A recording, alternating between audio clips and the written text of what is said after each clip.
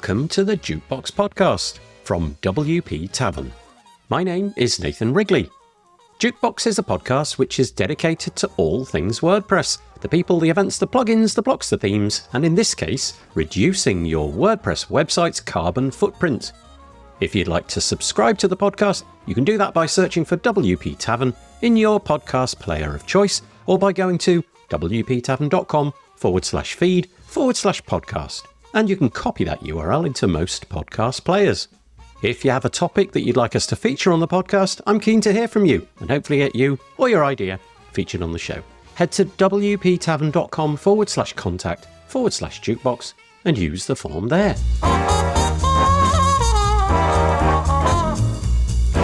So on the podcast today, we have Charlotte Bax.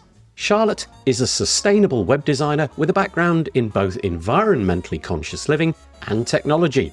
Beginning her journey as a sustainable lifestyle blogger, she soon merged her passion for sustainability with her skills in web design, rebranding herself as DigiHobbit. For several years now, Charlotte has been focused on building websites that prioritize low carbon footprints, and she is also the founder of the climate tech startup Enor Toolbox for online sustainability, which helps measure the CO2 emissions of websites and web applications. When we made this recording, Charlotte had just finished presenting at WordCamp Europe on the topic of how to make your website more sustainable, and her presentation is the topic of the podcast today. We talk about digital environmental impact, the hidden pollution our websites create through their energy use and infrastructure. Charlotte explains some striking facts about the carbon footprint of ICT, noting that if the internet were a country, it would be the 7th largest polluter globally. She shares a wide array of practical steps for web professionals to reduce the environmental impact of their sites. You'll hear about the benefits of green web hosting, using modern image formats like WebP and Avif, optimizing architecture and UX to minimize unnecessary page loads, the crucial role of caching, as well as some new innovations like grid-aware websites, which adapt themselves based on the renewable energy mix available to users in real time. The conversation also touches on Charlotte's involvement in WordPress sustainability initiatives, the importance of multiplying small improvements across high-traffic sites, and the moral imperative web creators have to help shape a greener internet. If you've ever wondered how digital choices impact the planet and what steps you can take to help, this episode is for you. If you're interested in finding out more, you can find all of the links in the show notes by heading to wptavern.com/podcast. Where you'll find all the other episodes as well. And so, without further delay, I bring you Charlotte Bax.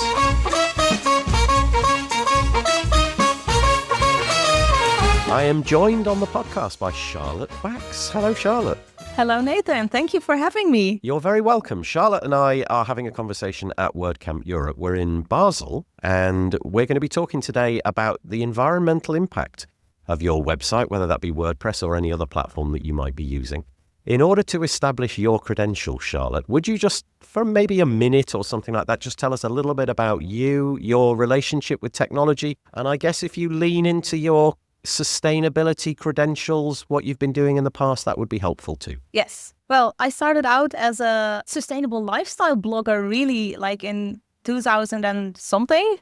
And I didn't really feel like I was at the right place in my work at that time. I was doing a job at a service center for ICT. It was really overwhelming. So I decided to make my hobby into my work. And I chose the web design side. And after only a year, I think, I stumbled upon a sustainable website challenge by some Dutch guys that I got to know then. And that was a missing link between my sustainable lifestyle and my work as a web designer. So I really went down that digital sustainability rabbit hole, and I sort of rebranded myself as a sustainable web designer under the name of DigiHobbit.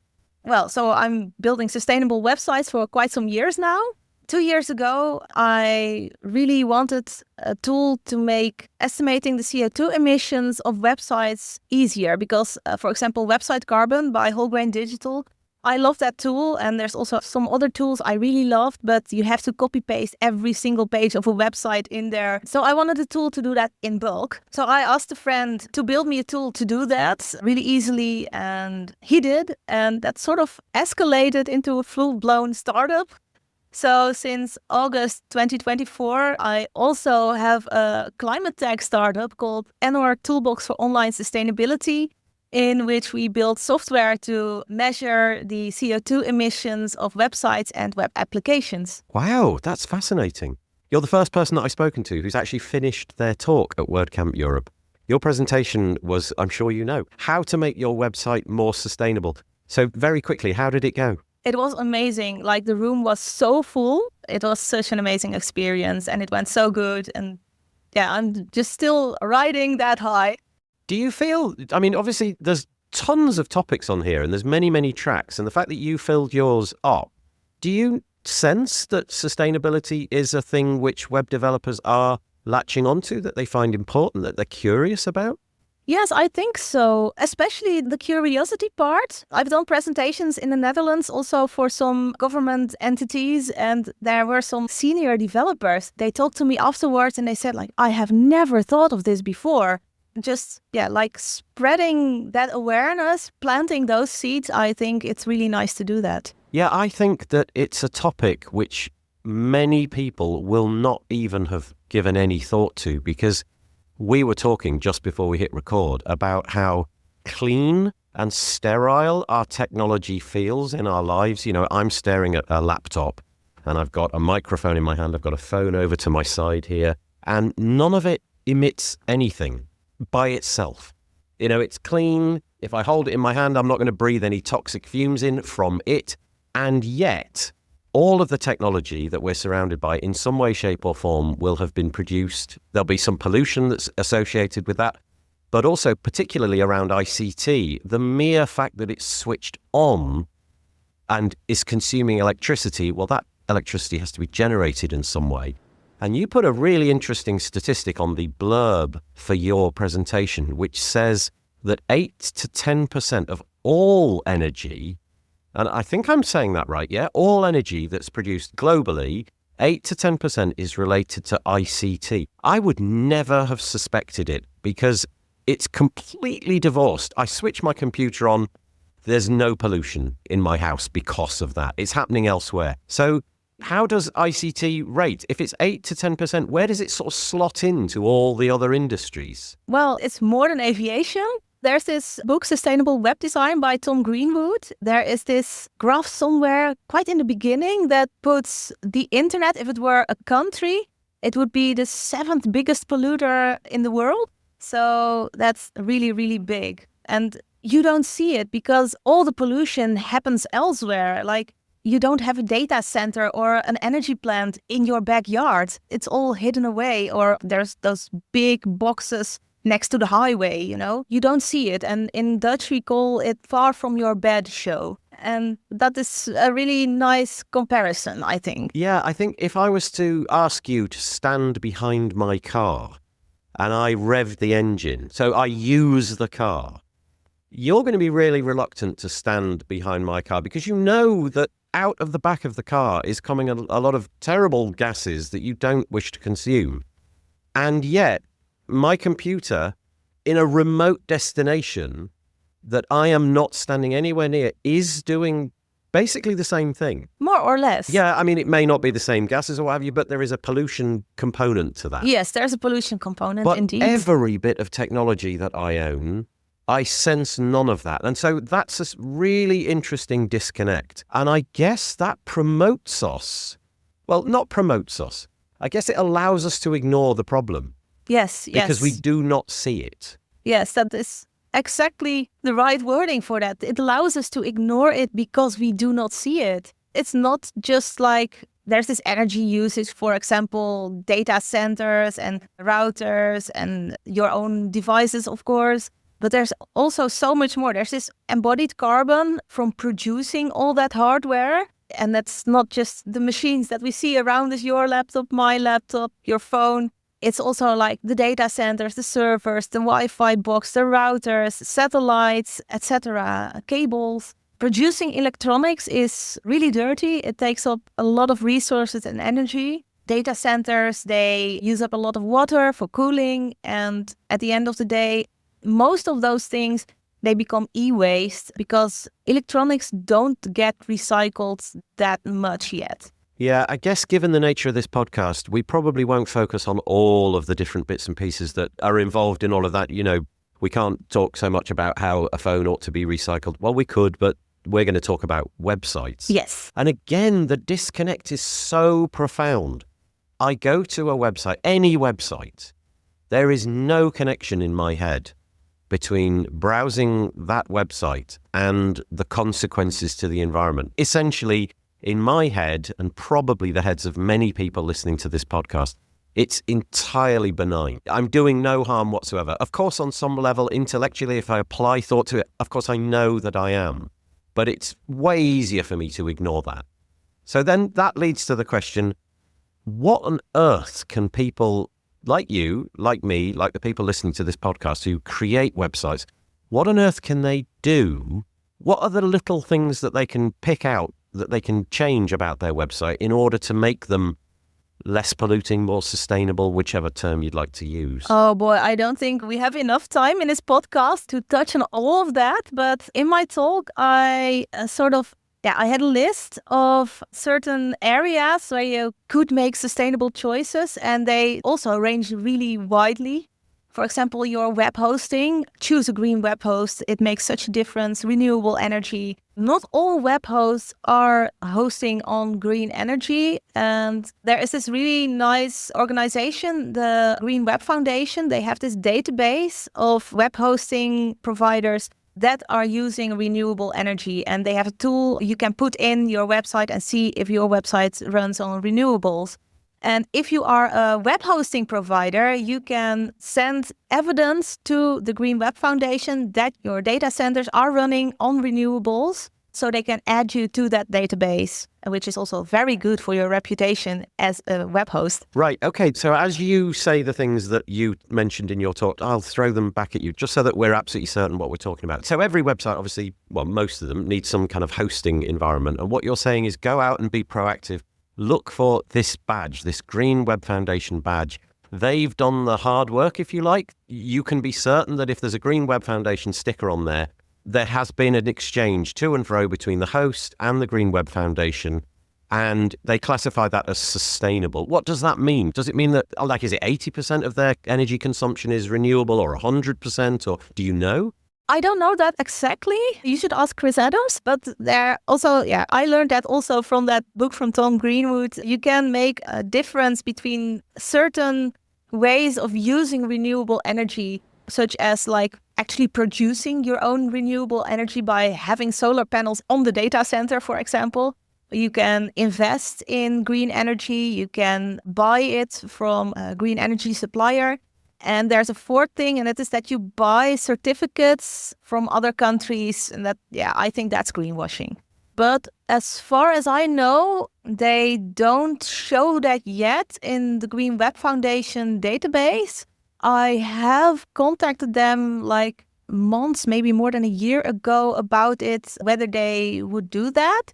And they were open to the idea. I think someone was even working on it, but it just takes a long time because they are not a commercial party, of course. They also just run on subsidies and they have just so many resources. Okay, so there's the first piece. There's one thing that you can do. That's a really easy, concrete thing to do. We all need the hosting. So when you go and look and have some trust in the Green Web Foundation's badge, if you like. You trust that they've done the due diligence and that is in some way superior in the way that energy is captured or what have you. Okay, yes. So that was one thing. Yes, but I have a little disclaimer. Not all green web hosting providers are in that database yet, and not all of them show the badge. But it's really easy just to check your own website through the tool on their homepage. Okay, so thank you. Okay, what was next? What did you have next on your list? Well, you can make sustainable choices in your architecture and your UX design. Just make it very easy for your visitors to find things on your website, so they don't have to go here and there to search for stuff and produce lots of unnecessary page views. because that's all data traffic and that's all CO2 emissions. That's the thing you can do. Just think really good about that website architecture. So the idea there is that every time we produce a page, the server at some point is having to do some work. That work requires electricity. If we can cut 10 visits down to 5 visits, there's obviously a 50% reduction in the amount of pages that are loaded. Yes. And again, it's so hard in my head to encapsulate what that is doing, because I'm just thinking, okay, I've saved time. But obviously, now that we're having this chat, I'm now beginning to think more, okay, not only am I saving time, I'm actually saving electricity, and therefore it's more sustainable. So that has a knock-on consequence, of course, in that nobody wants to go to 10 pages if you could go to 5 pages anyway. So figuring all that stuff out from the start is a good idea. Okay, lovely. Next one. Next one is design and content creation. Yeah, what your website looks like. There's lots of sustainable choices you can make in the assets that are shown on the front end, such as images, video, audio, the fonts that you use, the CSS styling, etc. We could do a whole podcast on that alone. So things I talked about previously this morning is scaling your images, be very picky in your images. Also, sometimes I see websites that have so many pictures on it. I think people are afraid to be boring or something. But use the images that are actually valuable to your content to tell a story, instead of just putting 1,000 pictures on there just because. Because images, they tell more than 1,000 words, but also images are very, very heavy compared to just plain text. So I guess it's a couple of things there. The first thing is use images when necessary. Yes. So that there's not unnecessary images being loaded. But also I'm imagining that we're probably trying to lean into newer image formats. Yes. So not only reducing the scale of the image so that it's the correct dimensions and it's not, this giant image which is being shrunk in the browser, needlessly downloading a 4 megabyte image that really is like 150 kilobytes. I saw this like on a government website that I tested, and there was a really small icon. It was like 36 pixels wide or something, and there was an image like 6,000 by 8,000 pixels loaded for that, and my heart bleeded. Yeah, this should have been about 3K, and it was probably more in the sort of 4 or 5 megabyte territory, wasn't it? Yeah. Yes, I don't know the exact numbers, but terrible. But image formats are changing as well, aren't they? In the past we were everybody familiar with PNGs and JPEGs and things like that. And now we've got things like WebP and AVIF images as well. My understanding is that they are significantly reduced in their scale with no measurable difference in the way that you can see them. They look basically identical. Yes, that's really nice. WebP and AVIF, they are web-friendly formats for your images, and they are really lightweight. They support transparent background and animation, so they are also really good alternatives to PNG and GIF, not only to JPEG. And what I also like is that you can change the image quality when exporting to that format. Just like with JPEG, you can say, I want quality of 90% or image quality of 80% or even less. And when you're choosing something between 80 and 90%, usually you don't really see the difference. You can just play around with that on your computer, but it significantly reduces the file size. Yeah, I was playing around with something the other day, and I was converting a JPEG image to a WebP image. And I went to a service which enabled me to do that. And at 80%, I genuinely couldn't see any. I was really staring hard, and I could not see a single pixel that was different. I think, maybe if it was some incredibly detailed picture of some medical procedure or something like that, maybe. But in most cases, it's not necessary. But also, if it's going to represent a tiny icon on the website, upload an image which is a tiny icon in size. Don't upload the big one and the browser handle that. Yeah, but also for icons, you can much better choose like a vector image, like SVG.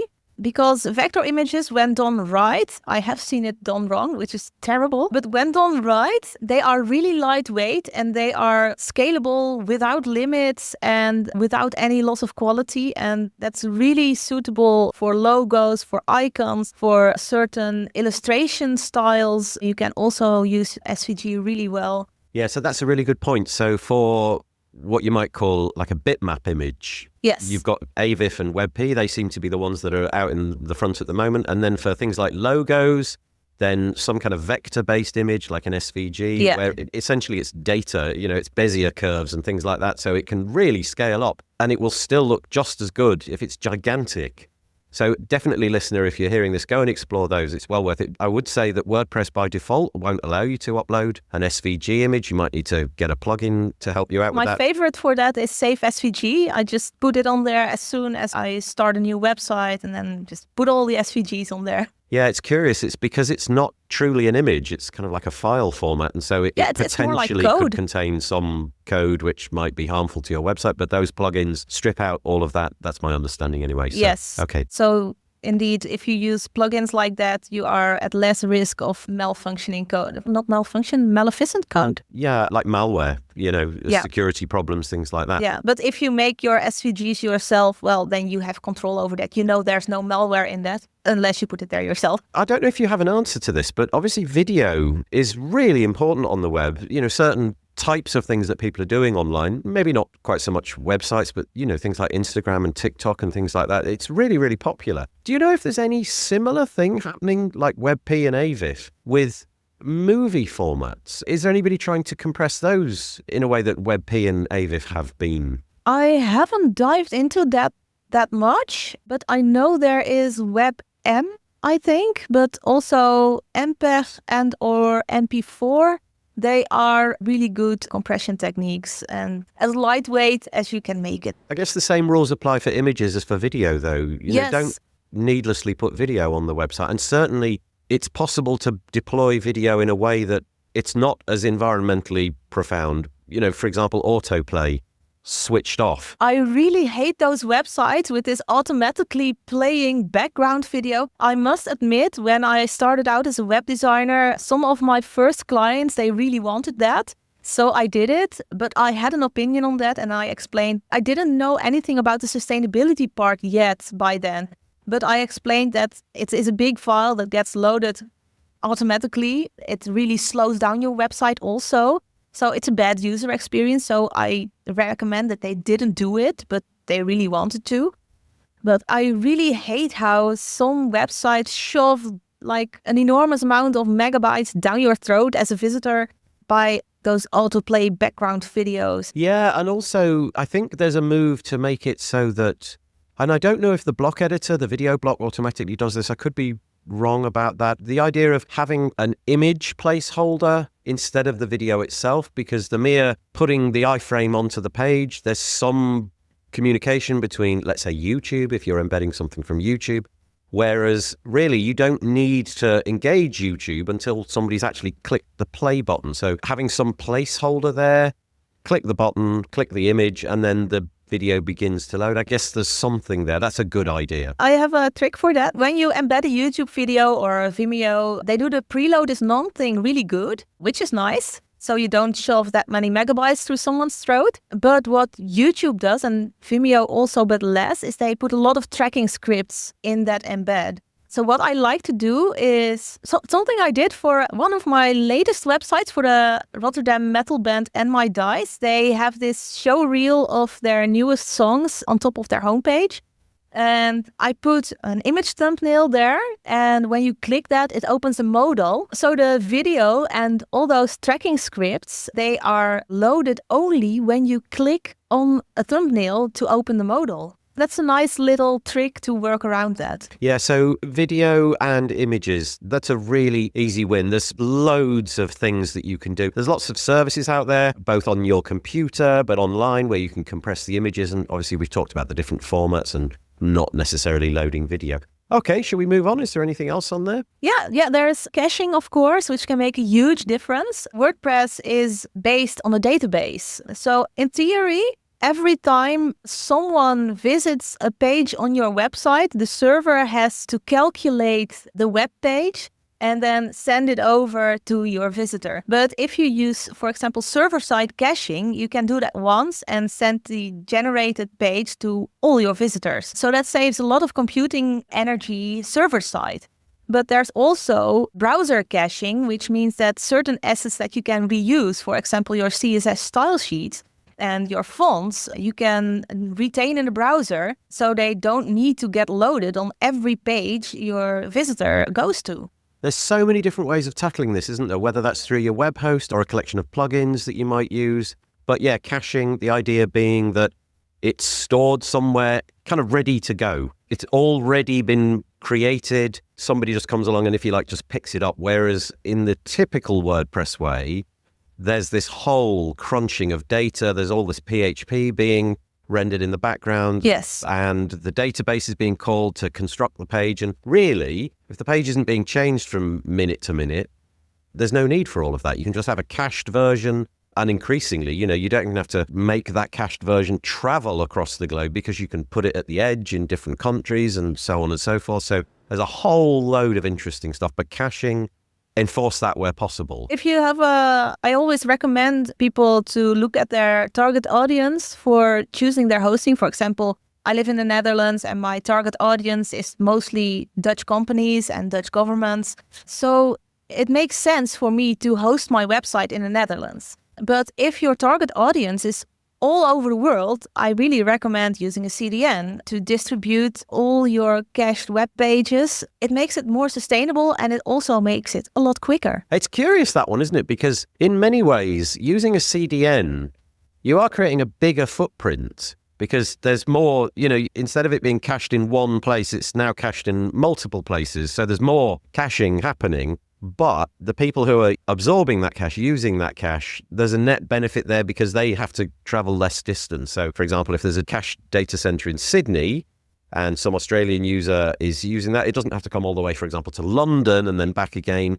So even though you are storing multiple versions of the cache around the world, the traffic that's going backwards and forwards from that cache often will make up for that. Yeah, it's really dependent on the situation and the size of your target audience, because obviously if you only have like one visitor from Australia every month, it's not worth it. So it's also sort of look at your own situation and make choices based on that. I always think about like sustainability is not something like what you can and cannot do, but I like to view it as more as inspiring people and giving them the tools to actually make conscious choices instead of just doing what the masses do and what is easy. Yeah, there's no destination, is there? Probably. It's more of a journey. You're kind of trying to do little bits and chisel away the bits that you can.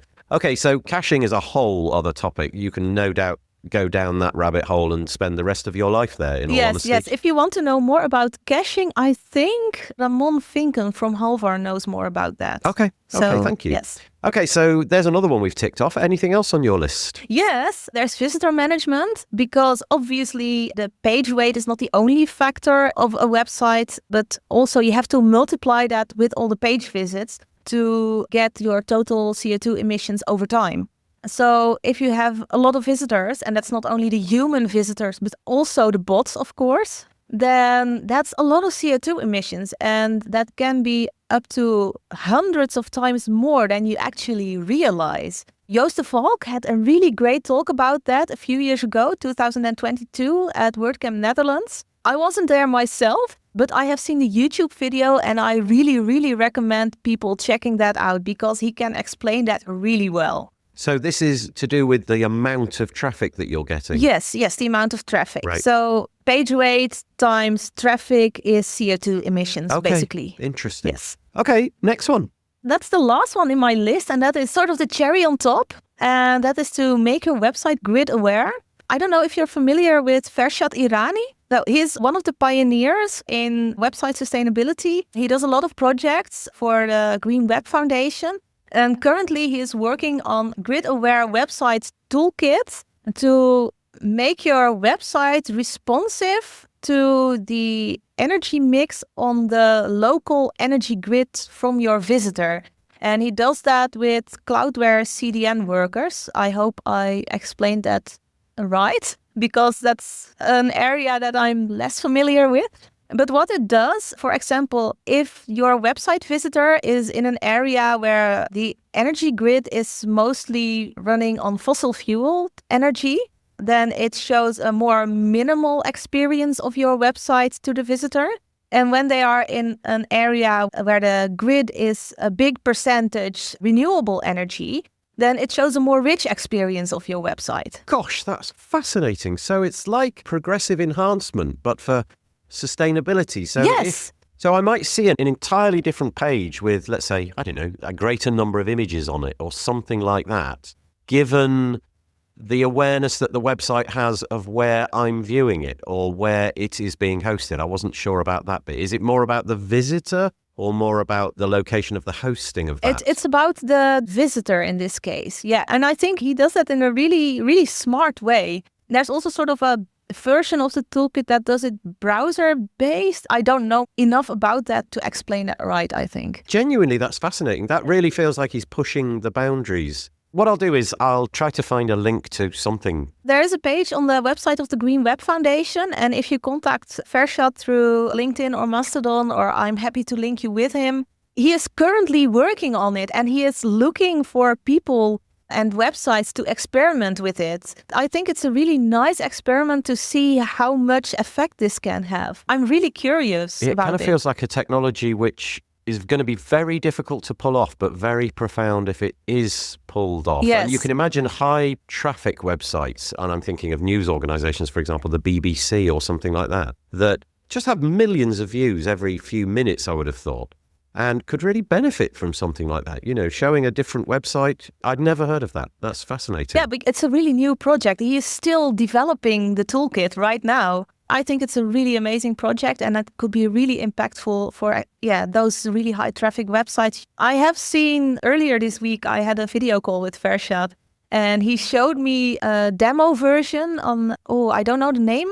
I can't recall it, but it was like an online magazine. There was this menu, there was just this drop down in the menu bar with 4 items, live, low, medium and high. So you could choose the settings yourself or you just could go with the live thing based on your own energy grid. Right, so like a demo and you can pick how you would like to see it in 4 different versions. Okay. Yeah. The live version is like how it is shown based on your energy grid, but as a visitor, you can also choose your own way if you want to see the more rich version or the more minimized version. And the information on the website, it just stays the same, of course, but it shows less images and that kind of stuff. But if you view it in the minimalist version, you can still opt to see images if you want to by just clicking on it. It's a really smart way he does that. Yeah, it's fascinating. So in my email client, for example, I have it set up. The default is do not show me images. And I just click a button, display images, and they all come in. I can't pick which images. They all just come. But there's a decision there. You know, it's like I've decided not to see all the images off the bat. Click a button and in they come. That is really interesting. So I presume the text would stay the same because that's the core of what the website is probably offering, text. But, you know, do you want a heavy experience in terms of data? Well, there it is. There's all the images and the videos. Yeah, okay, I will follow that up. That sounds fascinating. So we're at WordCamp EU. This is all about WordPress. How do you feel WordPress by default? So ignoring any plugins, if I just chuck a default version of WordPress, a vanilla version of WordPress out there, how does it do in terms of sustainability compared to other things in the environment? Oh, that's really funny because I haven't really done any research into that. What I have done is it's some time ago, but I checked some of the WordPress vanilla themes against some of my favorite themes, just making a staging website with only a lorem ipsum paragraph and just the vanilla theme and then checking how much page weight it is and how much CO2 emissions on first load. But that is ages ago, and maybe you just sort of started a new project in my head to just nice. Measure the CO2 emissions of WordPress themes and vanilla WordPress. I think that's a good idea. Yeah, because it feels to me, especially if you're using a WordPress default theme, they do seem to be quite light. You know, there's a lot of text and some of the themes that we've had in the past, can't remember, I'm just trying to conjure it up. It might have been 2021 or something like that. It was basically all text. And I just wondered if WordPress itself could be proud of its sustainability over time, or whether it was something that, you know, compared to other CMSs. But, you know, if you don't have that data, that's okay. I don't have the data, but I do think that maybe WordPress could be more of a front runner in terms of sustainability. For example, I learned that Drupal already has like a sustainability policy and they are doing certain things on that.